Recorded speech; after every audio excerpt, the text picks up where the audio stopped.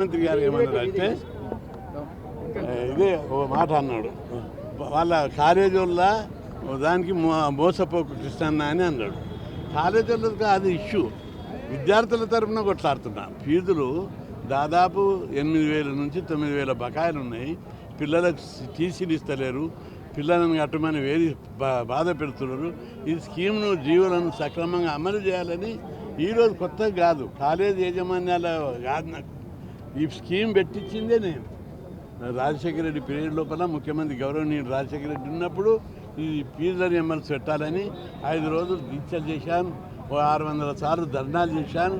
ఆ ఉద్యమాలకు స్పందించి రాజశేఖర రెడ్డి గారు ఫీజుల రీఎంబర్స్మెంట్ స్కీమ్ను పెట్టారు. ఈ స్కీమ్ మొదటి నుంచి నేనే కొట్లాడుతున్నా, జీవోల మీదనే నా పేరు ఉంది. అట్లాంటప్పుడు ఈ స్కీము ఏదో కాలేజ్ మేనేజ్మెంట్ కాదు, దేశమందరికీ తెలుసు, ముఖ్యమంత్రి గారు గమనించాలి. నేను ఈ ఒక్క విషయం మీద కాదు, నిరుద్యోగుల విషయం మీద, ఏ విషయం మీద పోరాడినా, ఏ సమస్య మీద పోరాడినా ప్రజల పక్షాన్నే పోరాడుతున్నా తప్ప యజమాన్యాల పక్షాన కాదు.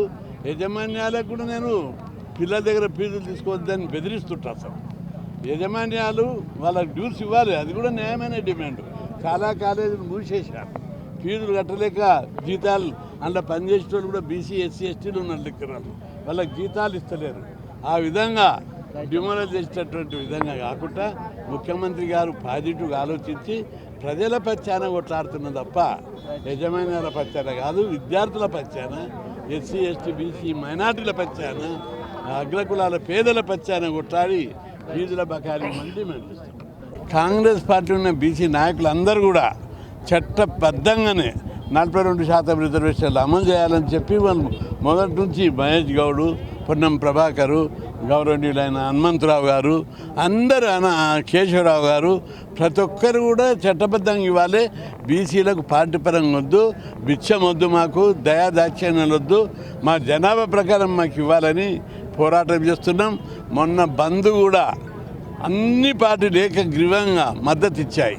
చట్టబద్ధంగా, న్యాయబద్ధంగా, ధర్మబద్ధంగా మాకు ఇవ్వాలి, బిచ్చబొద్దు, పార్టీ పరంగా అని చెప్పి స్పష్టంగా చెప్పారు. కాబట్టి ప్రభుత్వం ఇప్పటికైనా ముఖ్యమంత్రి గారు జోక్యం చేసుకొని మీరు మొదటి నుంచి కట్టుబడి ఉన్నారు, మళ్ళీ ఇప్పుడు కూడా అదేవిధంగా చట్టబద్ధంగానే అని చెప్పి క్యాబినెట్లో తీర్మానం చేయాలి.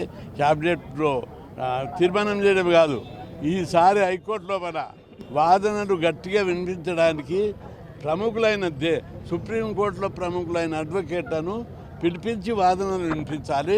అదేవిధంగా కేసు వేసిన 32 బీసీ సంఘాల తరపున కూడా బలమైన వాదనలు మేము కూడా వినిపిస్తాం, మీరు కూడా వినిపించాలి.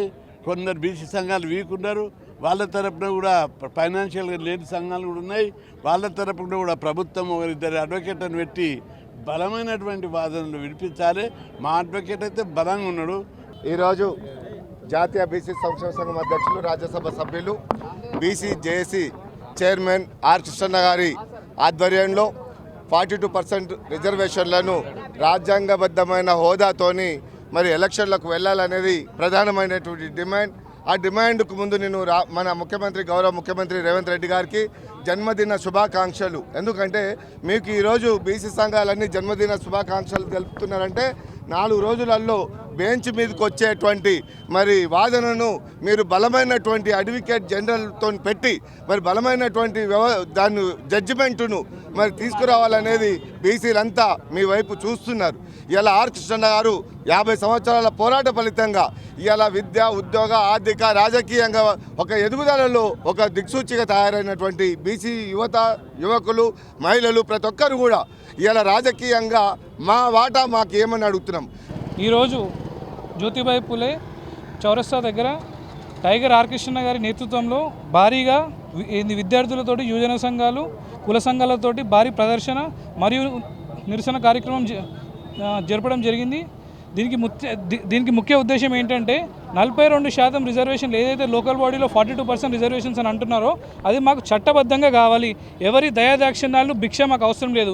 వీళ్ళు పార్టీల పరంగా ఇచ్చే 42% రిజర్వేషన్ వీళ్ళు అంటున్నారు, మేము ఏదైతే లోకల్ బాడీ రిజర్వేషన్లో మేము ఇప్పుడు చట్టబద్ధంగా ఇవ్వలేకపోతున్నాము, అనేక అంశాల వల్ల కోర్టు ఇచ్చిన స్టే వల్ల అని చెప్పి వీళ్ళు ఏదైతే సాకులు చెప్తున్నారో, 42% రిజర్వేషన్ పార్టీ పరంగా ఇస్తామని వీళ్ళు ఏదైతే చెప్తున్నారో వీళ్ళు ఒకటే గుర్తుంచుకోవాల్సింది ఏంటంటే దీనికన్నా ముందు టర్మ్లో జరిగిన లోకల్ బాడీ ఎలక్షన్స్లో పార్టీల పరంగా జనరల్ క్యాండిడేట్స్ అందరు కలిపి ఓన్లీ బీసీ క్యాండిడేట్స్ 56% నించున్నారు. వీళ్ళేమో ఇప్పుడు 42% అంటున్నారు. అంటే వీళ్ళు జనాలను మానసికంగా ఏంది రిటైర్డ్ అనుకుంటున్నారా? వీళ్ళు ఇంత ఈజీగా కూడా ఫూల్ చేయొచ్చు అనుకుంటున్నా? ఈ ప్రజాప్రభుత్వం మాకు అర్థం అవ్వట్లేదు. కల్పించాలని ఆర్ కృష్ణ ఆధ్వర్యంలో అలీకేఫ్ చౌరస్తా మరి పూలే విగ్రహం సాక్షిగా ఈరోజు నిరసన వ్యక్తం చేయడం జరిగింది. ఈ ప్రభుత్వం ఈ కాంగ్రెస్ పార్టీ ఎన్నికల వాగ్దానంలో ఏమని చెప్పింది? కామారెడ్డి డిక్లరేషన్ ఇంప్లిమెంట్ చేస్తామని చెప్పి కామారెడ్డి డిక్లరేషన్ 48 అంశాలతో కూడినటువంటి ఇంప్లిమెంటేషన్ చేయాలి. ముఖ్యమంత్రి బర్త్డే రోజు ఆయన మదిలో బీసీల పైన ప్రేమ గురవాలి. బీసీలకు జరుగుతున్నటువంటి దోపిడీ వివక్ష మీద ఆయన ప్రేమ గురించి తప్పకుండా స్థానిక సంస్థల్లో 42% రిజర్వేషన్ కల్పించాలి. అలాగే విద్యార్థులకు రావాల్సినటువంటి 8,500 కోట్ల ఫీజు రిమెంట్ స్కాలర్షిప్ విడుదల చేయాలి. అలాగే సంక్షేమ హాస్టళ్లకు మెరుగైన వసతులు కల్పించాలి, సొంత భవనాలు నిర్మించాలి. లేని ఏడల ఆర్ కృష్ణ ఆధ్వర్యంలో మింట్లాంటి పోరాటాలకు సిద్ధమైన ఎమ్మెల్యేలు ఎంపీలను తిరిగిన మా ఓట్లు వేసుకొని గెలిచి మీరు భజన చేస్తాను చెక్క భజన చేసి ఇంటికాడ అనుకుంటే నడవదు. విద్యార్థి సమస్యలైన పోరాటం చేసేందుకు మీరు ముందుండాలి. మీరు ముందుండాల్సిన వ్యక్తులు వెనక ఉన్నారు. ఎందుకంటే నిధులు నియామకాలని చెప్పి ఒక వ్యవస్థను అడ్డదారి వ్యవస్థ చెప్పారు. ఇప్పుడు కమిటీల పేరుతో కాలయాపన చేసేందుకు విద్యార్థులను కాలయాపన చేస్తారు. మరి దీనిపైన విశ్వాసం ఉంది. ముఖ్యమంత్రి గారు వెంటనే తన యొక్క చిత్తశుద్ధి నిరూపించుకోవాలని బీసీ విద్యార్థి సంఘం తరఫున విజ్ఞప్తి చేస్తున్నాం.